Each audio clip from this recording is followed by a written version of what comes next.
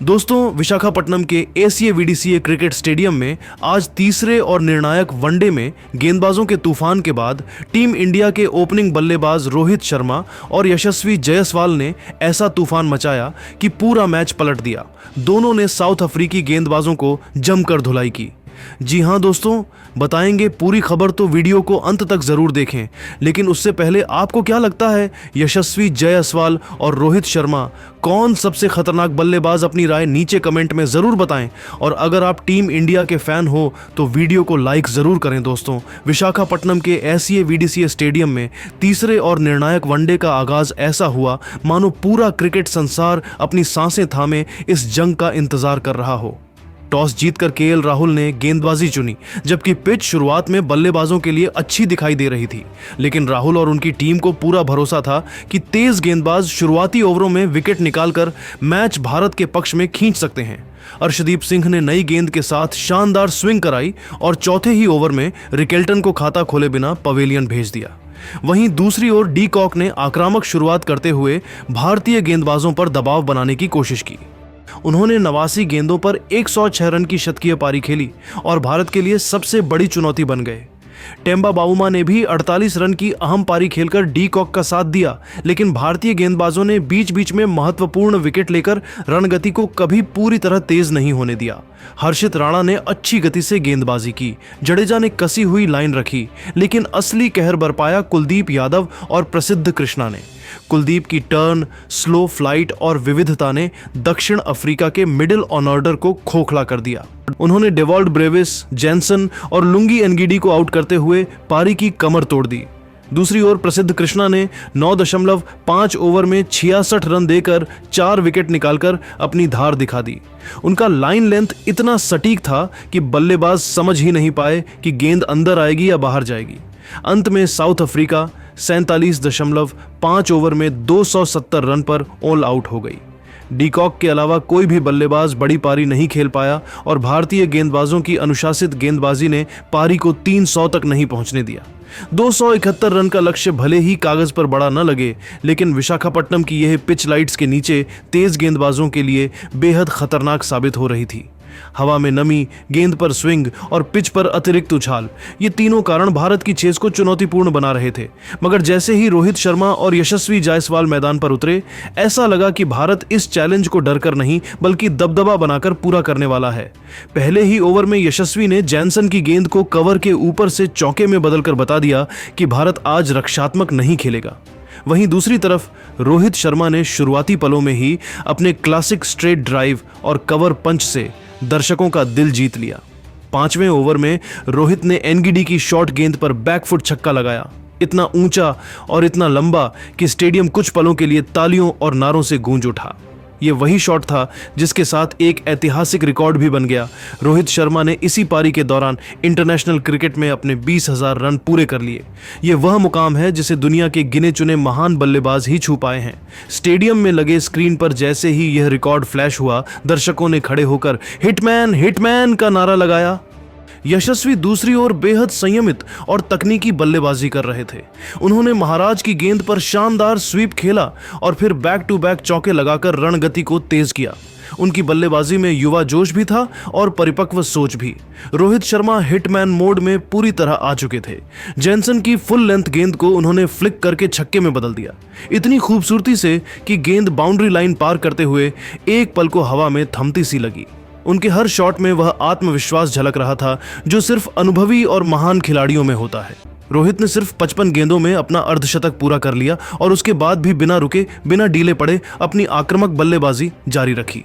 उधर यशस्वी ने भी अपनी पारी को शानदार अंदाज में आगे बढ़ाते हुए 82 गेंदों में 68 रन जोड़ लिए।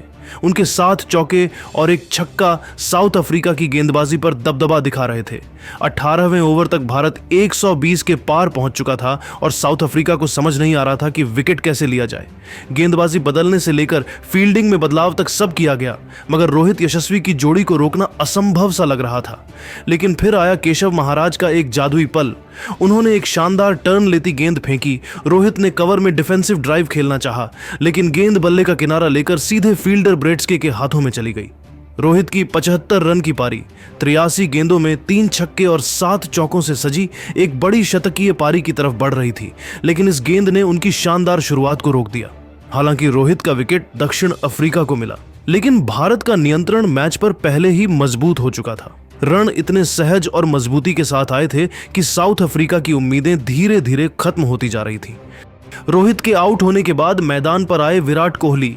जैसे ही वे पिच पर उतरे, जिस तरह से स्टेडियम की आवाजें उठीं, वह बताता है कि भारतीय फैंस उनकी उपस्थिति को क्या मायने देते हैं। कोहली के आते ही यशस्वी ने एक और चौका लगाकर रणगति को आगे बढ़ाया। दोनों मिलकर चेज को स्थिर और दमदार बना रहे थे। 155 पर 1। भारत इस चेज में पूरी तरह से कमान संभाले हुए था। यशस्वी का आत्मविश्वास, रोहित का अनुभव और विराट की उपस्थिति, इन तीनों ने मिलकर 271 रन के इस लक्ष्य को लगभग आसान बना दिया था। अंत में यही कहेंगे, रोहित शर्मा के 20,000 रन वाला ऐतिहासिक दिन, यशस्वी की परिपक्व पारी और टीम इंडिया की तूफानी शुरुआत ने दक्षिण अफ्रीका को वहीं से हरा दिया जहां से मैच शुरू हुआ था। दोस्तों, आपको क्या लगता, क्या आज टीम इंडिया साउथ अफ्रीका को हराकर वनडे सीरीज जीत पाएगी? कमेंट करके अपने राय जरूर बताएं और ऐसे ही रोमांचक वीडियो के लिए हमारे चैनल को सब्सक्राइब जरूर कर लें। दोस्तों, अगर आप भी कुलदीप यादव को भारत का सबसे घातक चाइनामैन स्पिनर मानते हैं तो इस वीडियो को अब भी लाइक कर दीजिएगा। आज हम बात कर रहे हैं भारत और दक्षिण अफ्रीका के बीच विशाखापत्तनम में खेले गए वनडे सीरीज के तीसरे और निर्णायक मुकाबले की, जहां कुलदीप यादव ने अपनी स्पिन का ऐसा जादू चलाया कि पूरी प्रोटियाज टीम 100 रन पर आउट हो गई, घुटनों पर आ गई और सिर्फ 270 रनों पर सिमट गई।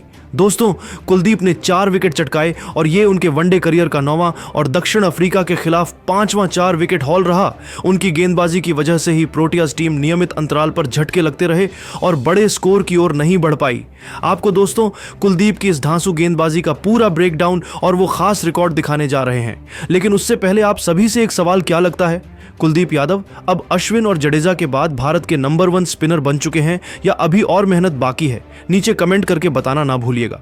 दोस्तों, भारत और दक्षिण अफ्रीका के बीच ये सीरीज का तीसरा वनडे मैच था और सीरीज 1-1 से बराबर थी।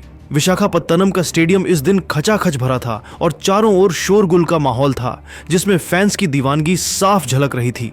भारतीय और दक्षिण अफ्रीकी फैंस अपनी अपनी टीमों के झंडे लहराते हुए ढोल नगाड़ों के साथ अपने सितारों का हौसला बढ़ा रहे थे।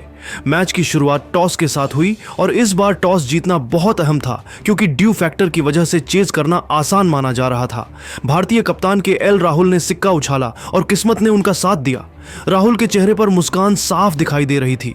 भारत ने टॉस जीता और राहुल ने बिना समय गंवाए पहले गेंदबाजी करने का फैसला किया, क्योंकि उन्हें विश्वास था कि उनकी गेंदबाजी लाइनअप दक्षिण अफ्रीका को कम स्कोर पर रोक सकती है।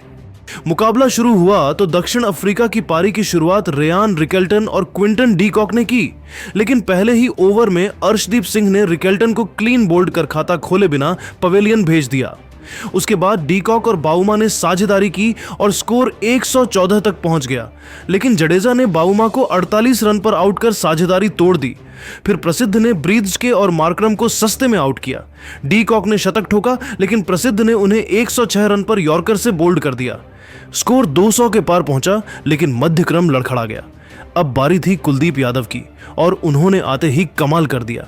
दोस्तों, कुलदीप को गेंद थमाई गई और उन्होंने अपनी वेरिएशन से बल्लेबाजों को चकमा देना शुरू कर दिया। 36वें ओवर की पहली गेंद फुलर ऑफ स्टंप के काफी बाहर थी। ब्रेविस ने लेग साइड में खींचने का प्रयास किया, लेकिन बल्ले के ऊपर लगकर हवा में खड़ी हो गई। मिड विकेट पर रोहित ने सेटल होकर कैच लपका। ब्रेविस 29 रन बनाकर आउट 29 गेंदों में 2 चौके और 1 छक्का। ये कुलदीप का पहला विकेट था और स्कोर 234 पर 6 विकेट हो गया। ये देखकर तो दक्षिण अफ्रीकी डगआउट में सन्नाटा छा गया, क्योंकि ब्रेविस आक्रमण